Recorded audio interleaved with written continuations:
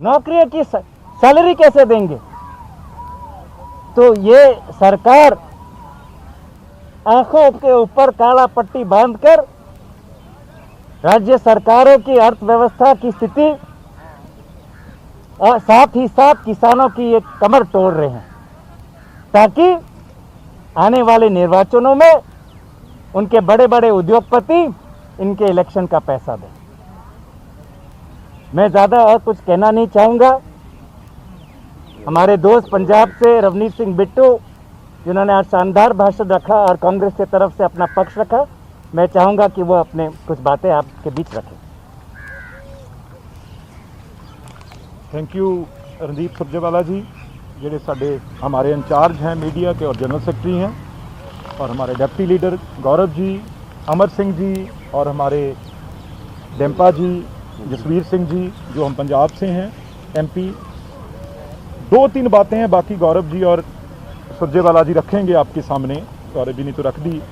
देखो 2-3 बातें हैं। पहली तो तीनों बिल हैं, किसी में एमएसपी कहीं वर्ड ही नहीं है, जो मिनिमम सपोर्ट प्राइस उसकी गारंटी नहीं है। हमने तो कहा भी आपने तो संविधान को नहीं छोड़ा, जो बाबा साहब ने लिखा था उसको नहीं छोड़ा, उसकी कोई गारंटी नहीं कब बदल दें। ये आप मंत्री जी और नड्डा जी जो कल प्रेस कॉन्फ्रेंस कर रहे थे, आपकी क्या गारंटी हम समझें। और दूसरी बात आप समझिए, ये 5 जून को ऑर्डिनेंस आए थे, 5 जून को, उसके बाद एक मेज मक्की जिसे कहते हैं उसकी फसल आई है, और उसका जो मिनिमम सपोर्ट प्राइस है वो 1760 है, उसका जो 1760 है।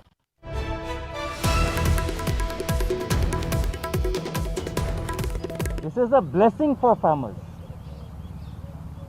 Are farmers of India foolish? They don't understand the bill. लिखा है ये ऑर्डिनेंस आने के बाद, ये सबूत मोदी साहब की सरकार के सामने है। और उसके बाद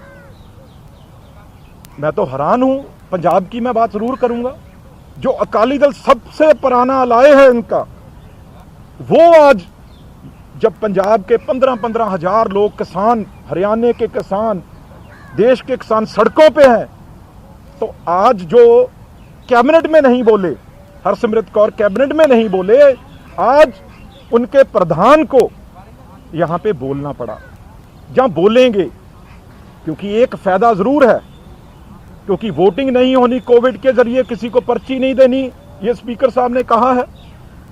इससे ये बचाव हो जाएगा भी कौन अगेंस्ट है, कौन के सामने आपका हालात देख लो भी उसका क्या हुआ।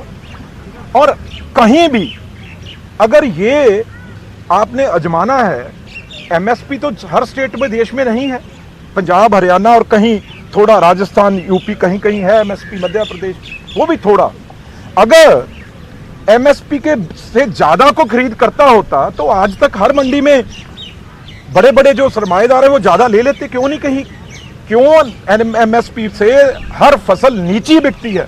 चाहे साउथ में आप चले जाओ, कॉफी की बात करो, पेपर की बात करो, कोकोनट की बात करो, और चाहे मेज की, मूंग की दालों की बात करो, कोई रोकने वाला है? आज क्यों नहीं ले रहा? जब एमएसपी खत्म होगी तो उसके बाद क्या कोई जादू हो जाएगा भी लेने लग जाएंगे?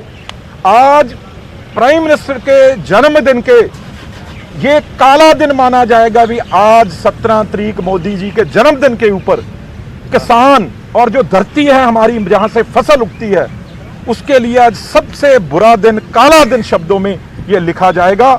और ये उस दिन होगा जिस दिन मोदी जी का जन्म हुआ था। तो आप अंदाजा लगाइए भाई कितना किसान विरोधी, मजदूर, अगर किसान मर गया तो साथ में खेत मजदूर मर गया, छोटा दुकानदार मर गया, सब जुड़े हुए हैं। तो इसलिए मैं ज्यादा ना कहता हुआ सिर्फ 2 पॉइंट मैंने आपके सामने रखे हैं भी। एक, ऑर्डिनेंस के बाद जो फसल बिकी है उसका हालात आपको मैंने दस दिए, और जो आगे हो रहा है, ये अगर महंगा रेट पे बिकती हो तो यूपी से पंजाब में क्यों गेहूं आके बिके? अगर कोई प्राइवेट प्लेयर ज्यादा पैसा देता हो, पिछले जो सीजन में बहुत बड़ी तादाद में यूपी से हमारे जो वीट है वो जाके पंजाब में बिकी है, क्योंकि वहां पे एमएसपी थी। और एक बात अखीर, एमएसपी होती है शॉर्ट रेट, थोड़े टाइम के लिए, उस टाइम के बाद कोई भी मुझे इतिहास दिखा दे प्रूव कर दे ये सरकार भी एमएसपी के बाद कोई भी फसल, जब वो एमएसपी खत्म हो गई है, एफसीआई के चेयरमैन भी हमारे साथ हैं साहब का, कोई भी फसल उससे महंगी, मिनिमम सपोर्ट प्राइस से महंगी बिकी हो तो हम जवाबदार हैं। आज तक तो बिकी नहीं।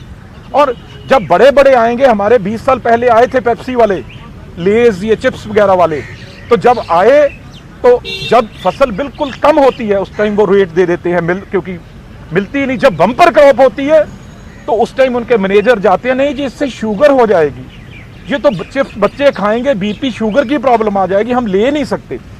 तो फिर उस वक्त उनको साइज याद आ जाता है। तो ऐसे ही अंबानी, अडानी और ये 10 घराने हैं जिस मोदी साहब और जिनकी सरकार हाथ में जिनसे खेल रही है, क्योंकि हजारों करोड़ इलेक्शन और बड़े बड़े पैसे हैं जो इन्होंने लगाने होते हैं अपने दफ्तरों पे ऊपर, वहां से आते हैं। और मैं आपका बहुत ही, आपने टाइम दिया, और हमें हमारे स्पीकर और भी बोलेंगे, और आगे हमारे सुरजेवाला साहब हर चीज, क्योंकि 250 से ज्यादा कांग्रेस, अकाली दल, बीजेपी की बात छोड़ो कॉमरेड की, 250 किसान यूनियन हैं, 60 करोड़ किसान और 250 किसान यूनियंस जो आज सड़कों पे बैठी हैं, उनके साथ बात करें।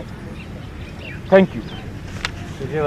नमस्कार दोस्तों, सारी बात मेरे साथियों ने रखी। बहुत संक्षिप्त में मैं ये कहूँगा, निरंकुश से निरंकुश शासक भी अपने जन्मदिन पर तो उदार हृदय व्यवहार करता है।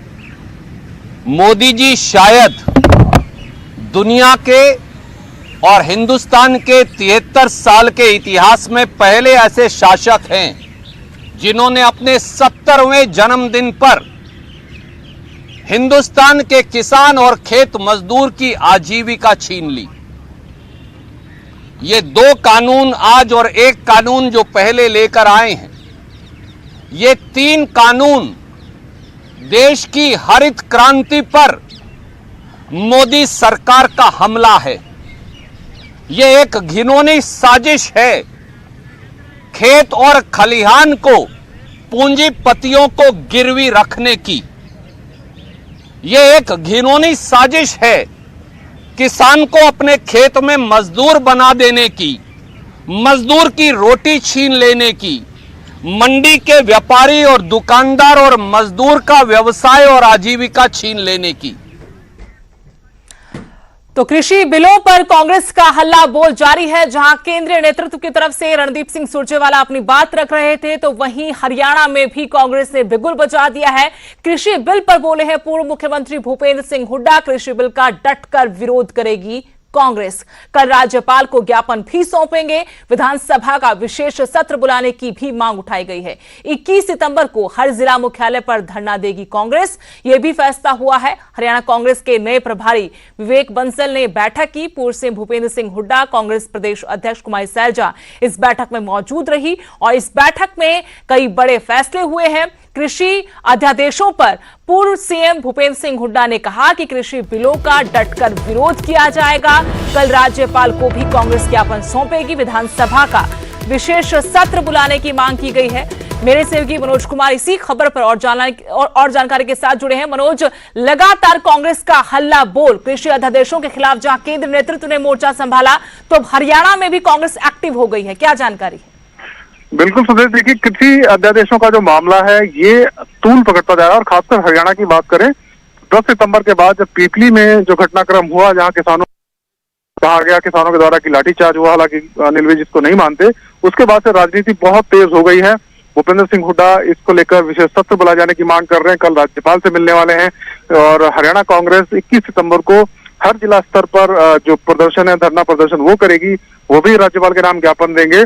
और कांग्रेस का ये कहना है कि अभी तक तो किसानों का ये आंदोलन था जिसको कांग्रेस का समर्थन था, लेकिन किसानों का जो आंदोलन था वो सब कांग्रेस स्पॉन्सर्ड नहीं था। लेकिन कांग्रेस अब सड़कों पर उतरेगी और किसी भी कीमत पर इन अध्यादेशों को लागू नहीं होने देगी। और सुदेश, इसमें एक अपडेट और ये भी है कि मुख्यमंत्री मनोहर लाल ने आज इसी मुद्दे पर बाकायदा एक प्रेस कॉन्फ्रेंस की है और बिल्कुल साफ किया है कि किसी भी कीमत पर वो भी एमएसपी को खत्म नहीं होने देंगे। लेकिन विपक्ष जानबूझकर इस मुद्दे को हवा दे रहा है क्योंकि उनके पास कोई दूसरा इश्यू नहीं है। और इसके लिए एमएसपी सुनिश्चित करने के लिए कृषि अदालतें बनाने का ऐलान मुख्यमंत्री ने आज कर दिया है।